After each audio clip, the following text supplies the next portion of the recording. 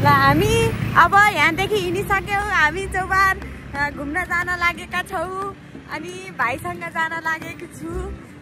भाइले नि लाइसेन्स निकालेको छ, त्यस कारणले लाइसेन्स छ भनौँ न, लाइसेन्स छ त्यस कारण यो काट्नु भन्छ।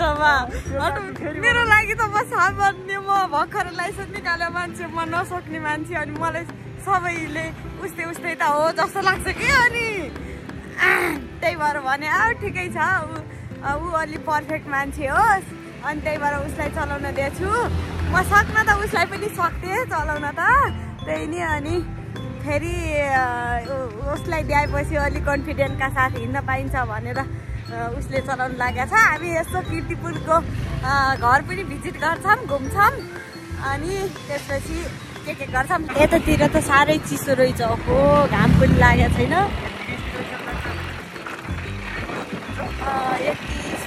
स्पिडै चलाउनु छैन, म त लेफ्टमा आरामले किन छिटो गर्नुपर्छ र, कहाँ जान हतार छ र, त्यहाँ बाटोमा हुन्छ नि, छिटो गए एभरेज ढिलो गए आफ्नै टाइममा गएपछि गन्तव्यसम्म पुगिन्छ भन्ने वाला। मिलाउनु त मिलाएन, तर बुझिस् नि कुरो हो त्यस्तो क्या। आफ्नै उसमा लाइनमा बिस्तारै जाने, किन छिटो जानु पर्यो र, होइन गाइजहरू। भारतबाट साइकलमा यसरी हिँड्दै आएका छन् गाइजहरू, हेर्न सक्नुहुन्छ। लड्नु आएँ म। एकजना फेरि भारतबाट त्यो हिन्दी आउँछन् होइन, अनि त्यसपछि बाटोमा लिफ्ट राख्छन्। दाजु कहाँ जानु नि हो, परसम्म छोडिदिनुहुन्छ मलाई, परसम्म लिफ्ट दिनुहुन्छ भन्छन्। अनि छोरी देख्नु सक्नुहुन्छ नेपालीहरू कति महान हुनुहुन्छ भनेर भन्छन्। नेपाली पनि बोल्छ, हिन्दी पनि बोल्छ। कोही साइकलमा आउँछन्, कोही हिँड्दै आउँछन्, कोही लिफ्ट माग्दै आउँछन्, कोही स्केट गर्दै आउँछन्। हामी बाटो क्रस गर्दैछौँ। के गर्ने ठाउँ रहेछ यो के त्यहाँ जान पाइन्छ होला नि। अर्को बाटो, हामी रङ साइड आयौँ, फेरि अर्को बाटो गएर देखाउने छु ल है। काठमाडौँदेखि शान्त सुन्दर एकान्त ठाउँमा आएर बस्न चाहनुहुन्छ भने तपाईँहरू यहाँ आएर बस्न सक्नुहुन्छ। एकदम रमाइलो अनि पिस छ है साथीहरू। ल यो के भन्छ तपाईँले भर्खर भिडियो बनाउनु न दिदी, यो ल त्यहाँ त्यो दिदीलाई देखाउ, युट्युबमा आउँछ, हामीले प्रमोट गरेर देखाउँ भनेर हामीले फ्री टिकट ल्याएर जाउँ भित्र। पाइन्छ त्यसो गर्न, होइन एडभर्टाइज गर्ने, अनि त्यो स्पोन्सरसिपमा जाने दिन्न होला सायद। कथा अनुसार होइन, शब्द दन्ते कथा कथा अनुसार के छ भन्दाखेरि, काठमाडौँ पहिला ठुलो पोखरी थियो।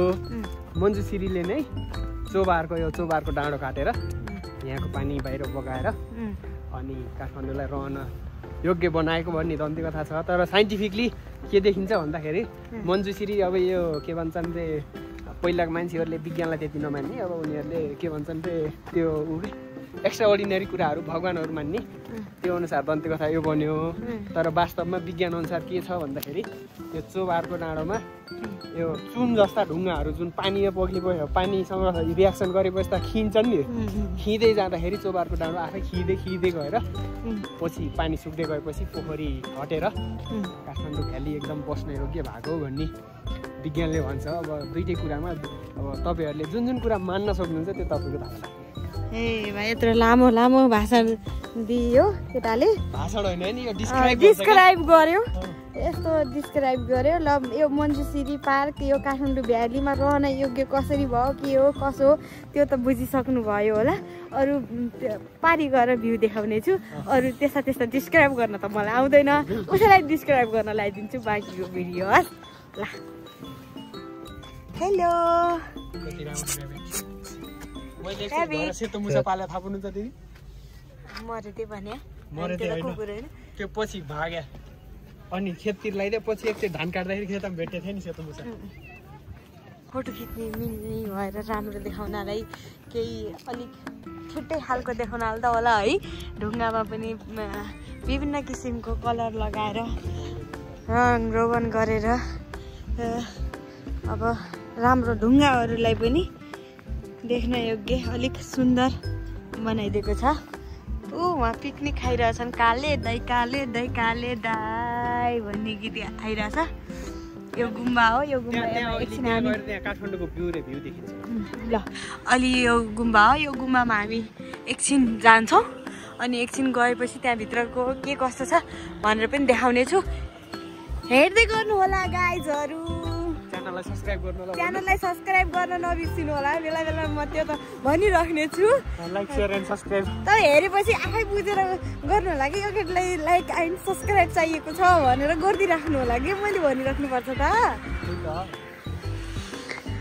राम्रो छ रमाइलो छ मस्त आएर बसेर हैन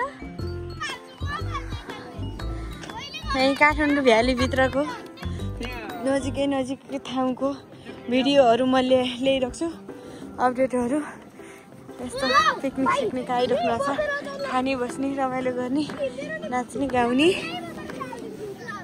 यस्तो छ यस्तो शनिबार मिलाएर होइन फ्री टाइममा फ्यामिली टाइम स्पेन्ड गर्नु छ भने यता पिकनिक तरिकाले बाहिर बसेर खाने है आउनु होला त्यो तरिकाले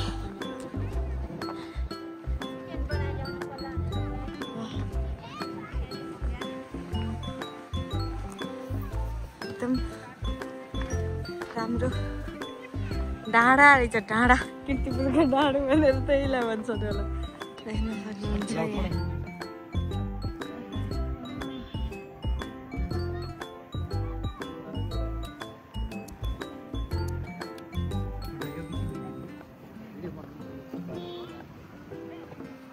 हावा यति लागेको छ कि जाडोमा यसो कहिलेकाहीँ हावा खान आएको जस्तो वृक्ष रोपण गरे हैन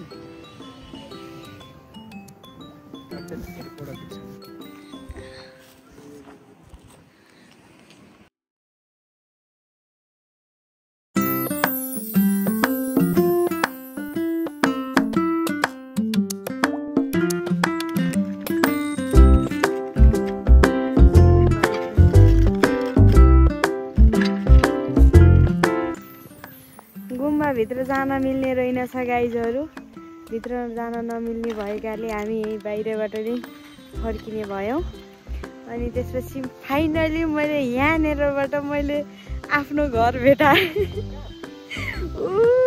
म जुम गरेर पनि देखाइदिन्छु मैले कहाँनिर छ भनेर देख्न सक्नुहुन्छ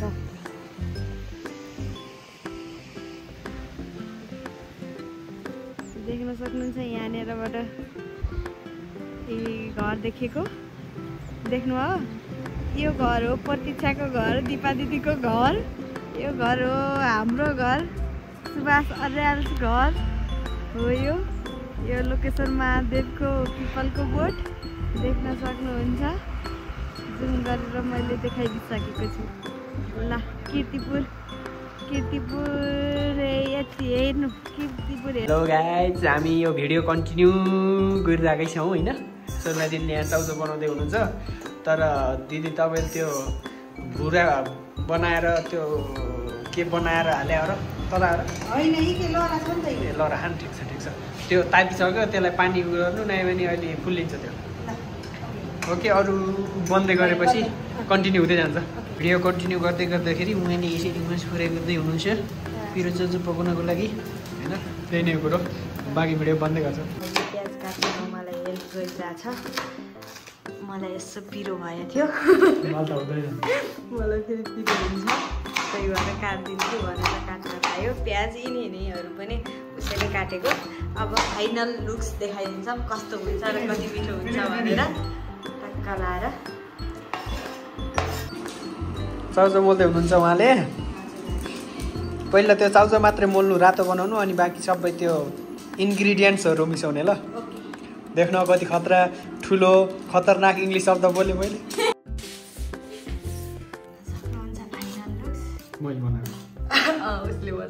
total credit goes to me भयो होला गरिसक्यौँ hello welcome to our video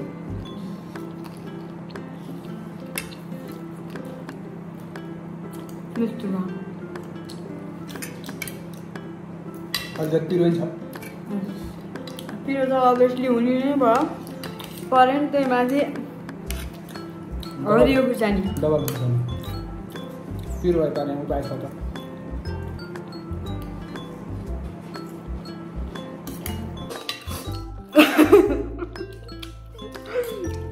प्रोजेक्टले गराएको छ मिठो नि भएको छ रुमाल लेके आओ हो मोटो भएन फेरि भएको छैन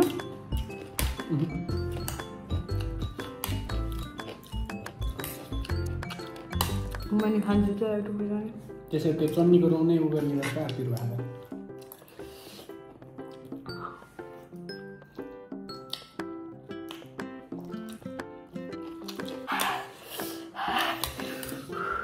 पिरो भयो गाइजहरू धेरै पिरो भएछ